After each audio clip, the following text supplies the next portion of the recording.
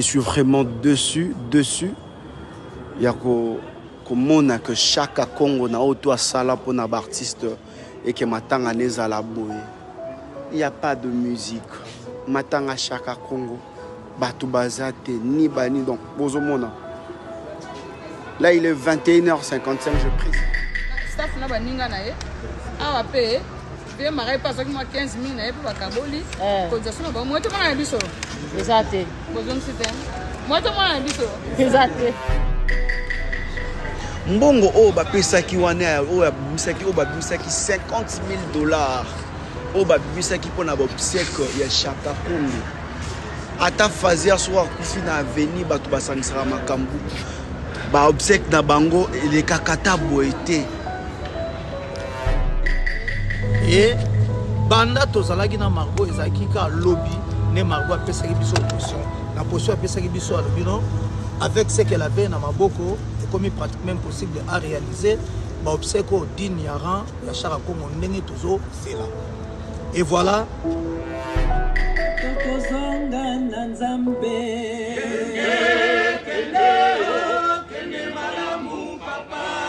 Mokengeli wali bota o kende malamu papa.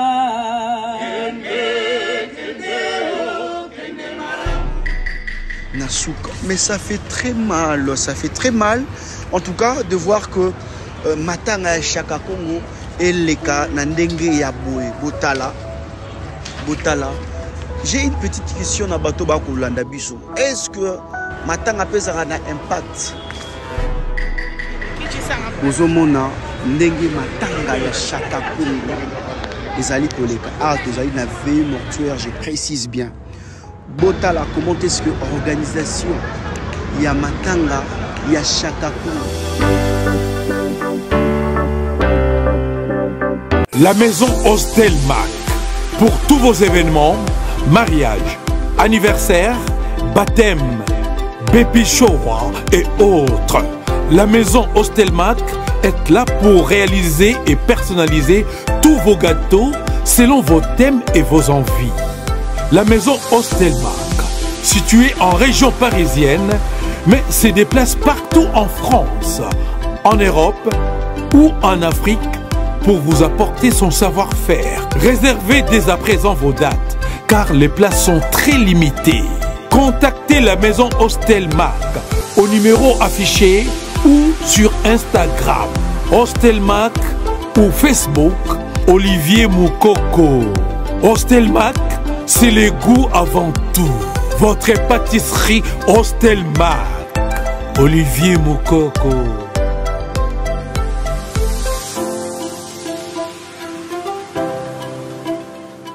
Bonsoir très chers internautes, bonsoir Baïkouromani, au Wapi en Arabie, c'est partout dans le monde. Alors, les alliés en Afrique, oui, bongo pour la Kisabino, veille mortuaire, il y a artiste Chaka Congo. Chaka Congo, Watika Bissona janvier. Et bien aujourd'hui, on est veillé mortuaire. Excusez. Et Belém Bongo pour Salema. Donc samedi, le 13 avril 2024, Bozomona, Ndenge Matanga ya Chaka Congo. Les alliés Koleka. Ah, les alliés na veille mortuaire, je précise bien. Botala, comment est-ce que organisation, il y a Matanga, il y a Chaka Congo. Ça fait très mal, je suis tellement déçu de voir tout ça.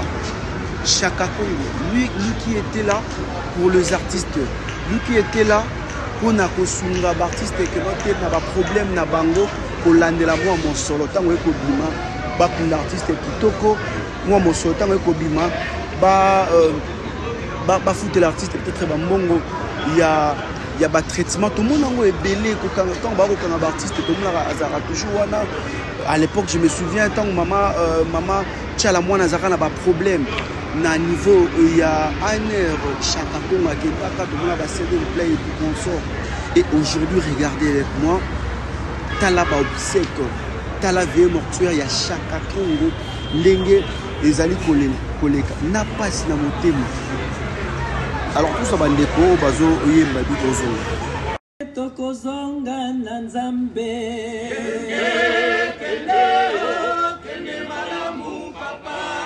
Mokengeli wa libota okende malamu papa. Kende malamu papa. Papa balelio na losambo papa.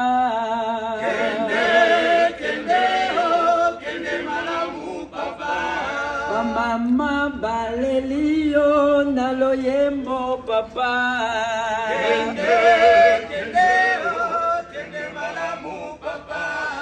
Kende yo, kende malamu papa. Kende malamu papa. Artiste balelio, kende malamu papa. Kende malamu papa. Tuta na nzambe, tokozonga na nzambe.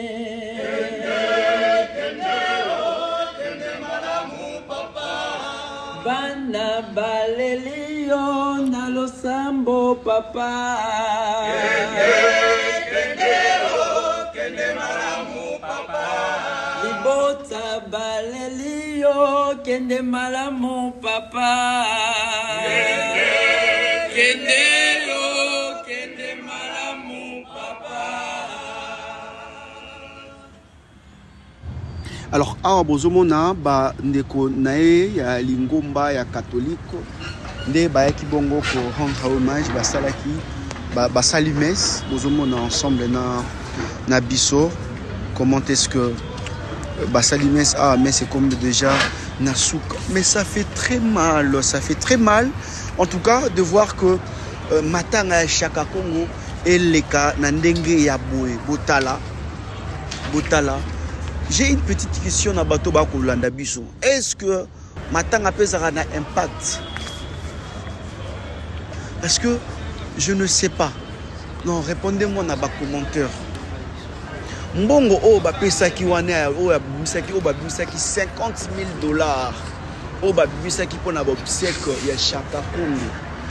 Ata fazer soir kufi na avenir bato basangisaka makambu. Ba obsèque na bango le kakata boete. Et les karata boete bota batukuna bavani musuna ngambu na relaxa bino ndenge makamuto zo leka parce que Enoch Binta journaliste na banque te boyi très bien que quand je fais mes investigations na kitara sur le terrain na l'accès donné makambo ezaleli. Donc mutoza occupé na makamu na e kit ba pesinga mukuna sonta ba osa mes kuna ba pesi kit kuna mupanzi koto ndeko wako swana o molonga li na e koto ba bosa ba débat na bango. Ça fait très mal de voir ça, Chaka Congo ne mérite pas ça, s'il vous plaît. Ce qui problème est là. Si vous êtes dans l'hôpital, si vous avez des problèmes, si vous êtes à Koufi, vous êtes là. Bon, vous pouvez dire que vous organisez bien. Mais, dans la situation, vous êtes Koufi. Banda Koufi, vous avez 2 mois. 3 mois. Attends le côté. Mais les musiciens, ils ont la rébellion, ils ont la danger pour les gars, ils ont la boue. Nous avons la vie, nous avons accueilli, obsèque, nous avons été VM, nous avons été nous sommes au Sénégal, nous sommes au Mali, au Ougandais, au Rwandais, au Sangani, nous sommes au Ougandais, nous sommes au Mukio. Nous avons Metz, Metz. Chaka Congo, Metz, c'est ça la masse, pour faire air, nous avons fait nous sommes banda. Et puis moi, une partie car il y a bon vraiment au bas de la famille, faut des alliés, dans le monde ma famille, faut des gens, des artistes, des musiciens, des comédiens. Pour la base de la unité, il y a un peu il y a un moment où il y a un peu bien ta journaliste à Zara Banque. En tout cas, je suis vraiment dessus. Il y a que Chaka Congo na auto sala pour na artiste et que matanga neza la boye. Il n'y a pas de musique. Matanga Chaka Congo batu bazate ni bani donc bozomona. Là il est 21h55, je précise l'heure. Enoch Bintazara Banque.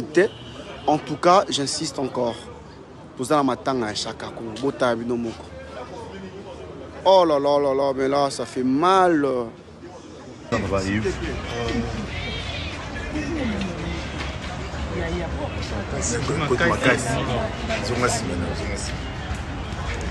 Enfin, Lelo et Mortoy, il y a Tchaka Congo. Et puis celui le Bezali, il par rapport à Babsek qui a un déconayo, pour le Messana, chaque jour, chaque Tchaka Congo. Naza mana passe dans les sangotés à BM actuel, je vous dis sincèrement, je suis franc de moi-même. Naza il faut profiter, façon à dérouler, il y a activité. Vous voulez même voir que même les musiciens, même nos siens, même les comédiens, là, ils se présenter dans ma tanga à Tchaka Congo. On ne peut pas pleurer Tchaka Congo comme ça, vraiment, Naza vraiment. Même l'organisation, même Naza ouvert. C'est quoi le problème? La première semaine, ma casse, ça passe. Naza sincère de moi-même. Naza la franc la bino. Naza la franc. De quoi Koufi, Naza le rôle en Gaïna yo. Tchaka Congo, on travaille avec lui en partenariat en tant qu'Anissa. On a beaucoup souffert dans le monde de la culture Oyo.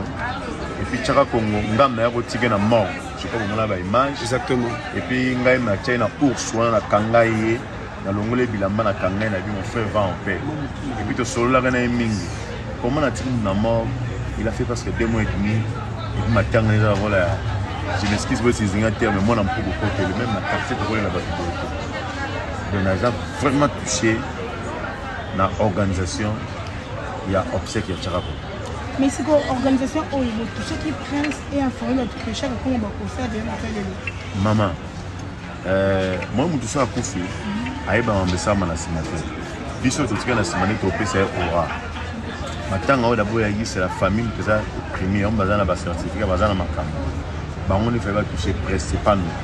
Donc c'est une technique qui pour ramener Tchaka malgré que vous m'avez dit que ma casse hélas tout ça. Voilà. C'est la famille. La salle est des manches nyos. Famille mon a presque tout ça aura. Pour matin qui est aura mais talabino moko. Vous allez compter on dit au mess à mon sili. À mon des personnes va vendre mon oiseau poisonné dans mon cou. Alors président Massamba, une petite question. Namambo Onyo surtout la faute revient à qui? Mais papa, organiser c'est qui? C'est la famille non, c'est pas nous. On n'a rien détenu, même pas un fonds, je dis ça hautement. Haute voix dans le ballon, on n'a rien détenu. Donc c'est une énergie pendant 2 mois, il y a organisé pour les là. Comme il y a ça là hommage. Ça même pas un franc, on a coûté ça va plus de $500. J'étais témoin. Voilà, vous étiez là dans la studio, on a dit ça, merci beaucoup. Mais t'as là le PC résultat. Il fallait même le gros chef a payé ça qui va faire la disposition à Bino. Tout organiser que ça aura, mais t'as là Bino mon gosse pour finir dans Kiti. Bien, bien. Donc je vais comprendre que depuis tout ce temps matin.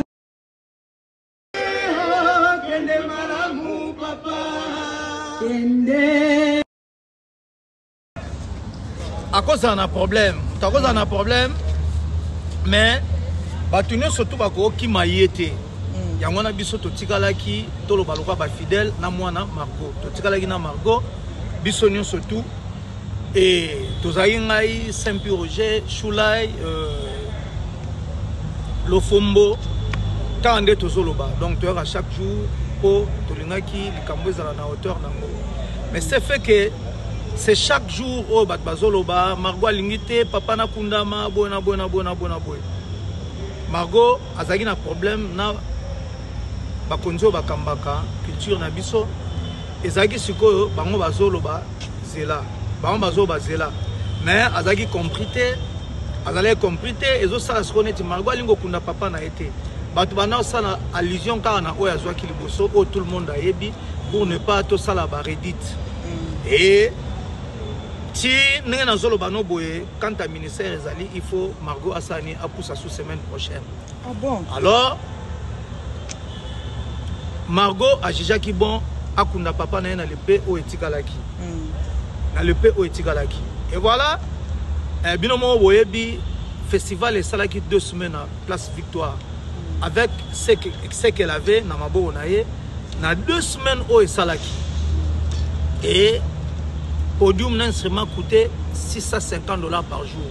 Na 2 semaines hormis babilo comme sous ba dépense mususu pour ayebaki ke e okoma na jour à l'éloté.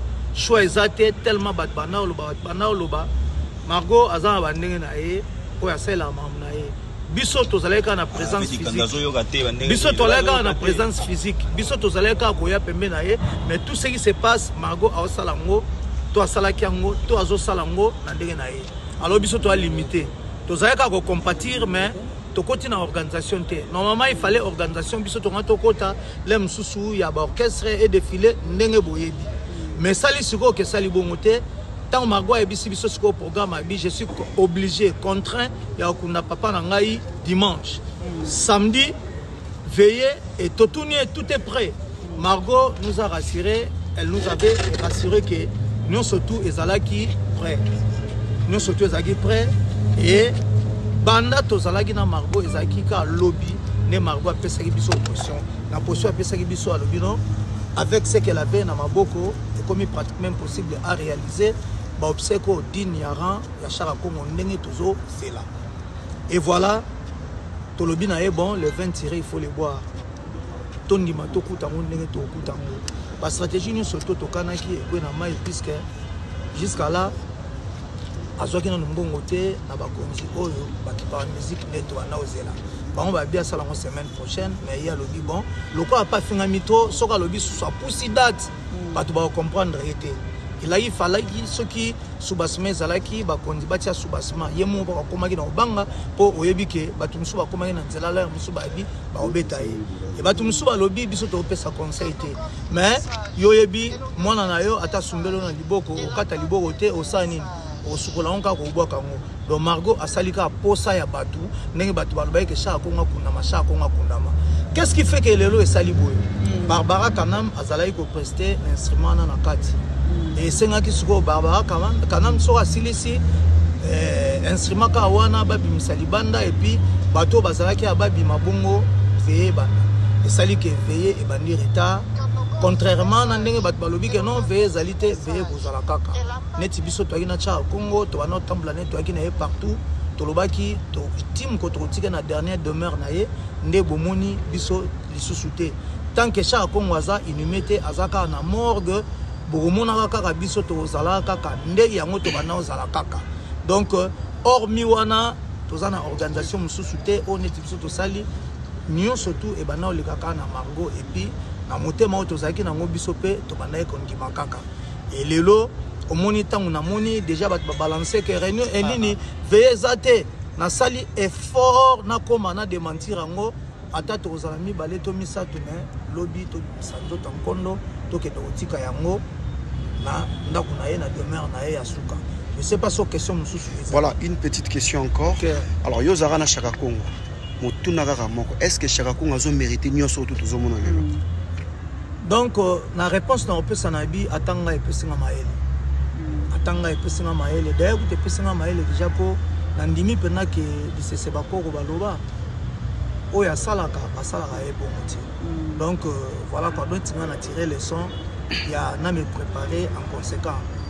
Donc j'en profite de l'occasion pour na go biso monde na zana Chaka Congo. Mais bah déjà nous sauter ko la matin linga na 1h. À 2h du matin ya goya.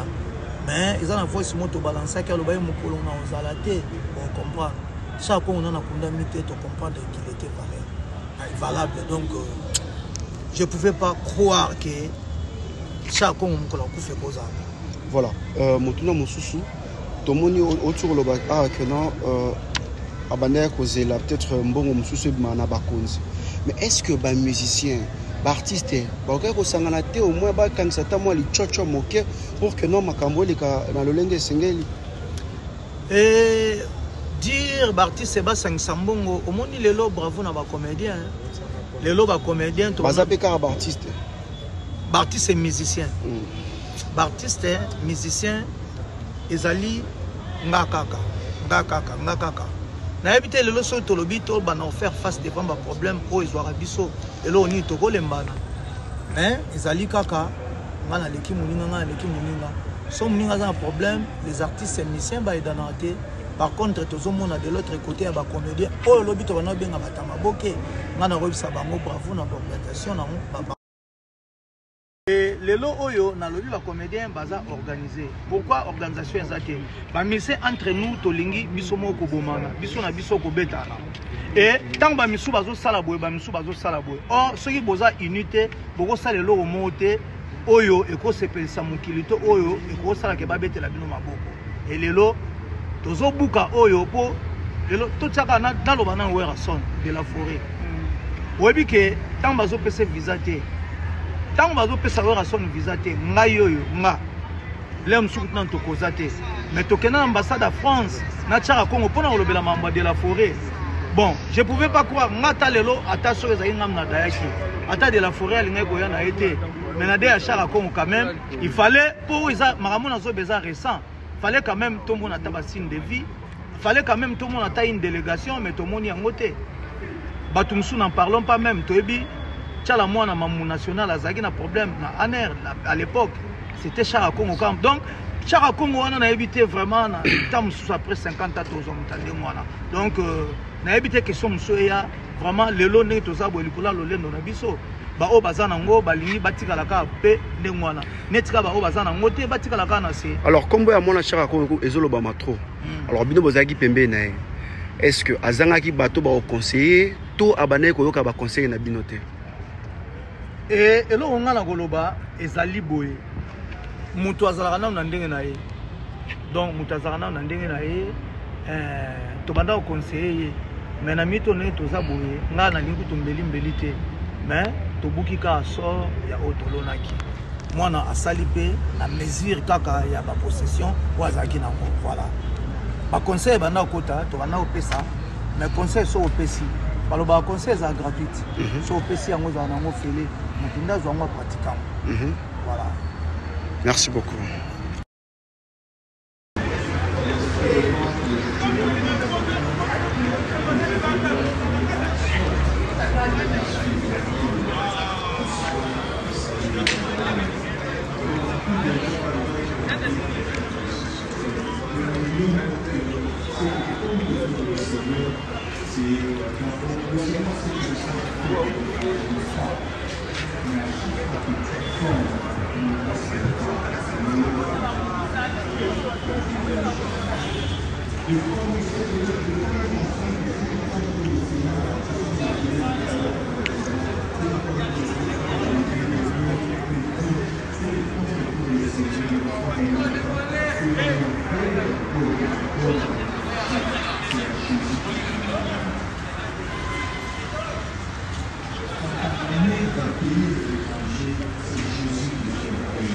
Notre frère, aujourd'hui, aussi parmi ceux qui ont créé ce qu'on appelle l'artiste en danger, n'est-ce pas, non? Le mouvement artiste en danger, venir en aide aux personnes en danger, c'est déjà là une manière de vivre l'évangile. Et je vous demande de prier pour son repos éternel et demander au Seigneur de regarder, de fermer les yeux sur des faiblesses liées à sa nature humaine et de compter uniquement sur des actes de bonnes œuvres que notre frère a eu à faire ici sur terre. Comme on dit, ceux qui ont tali masumunanga au salanini, ceux qui ont tali masumunanga, personne ne sera sauvé. Mais que le Seigneur nous sauve par pure grâce et par miséricorde. Amen. Nous allons nous lever pour recevoir la bénédiction et que le Seigneur accorde le repos éternel. C'est le moment où tu vas. C'est bon, c'est bon.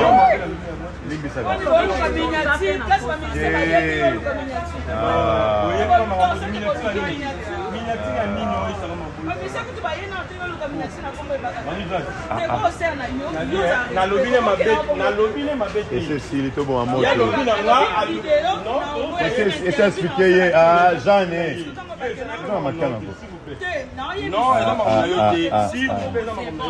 C'est bon, Nicole, on a fait ici le style. Nicole, on a fait ici. Là-bas. Ah, staff na baninga na ye. Ah, pe. Pe marai pas avec moi 15 000 na ye pe bakaboli. Cotisation na ba moi to na biso. Exacté. Bozon c'était. Moi to na biso. Exacté.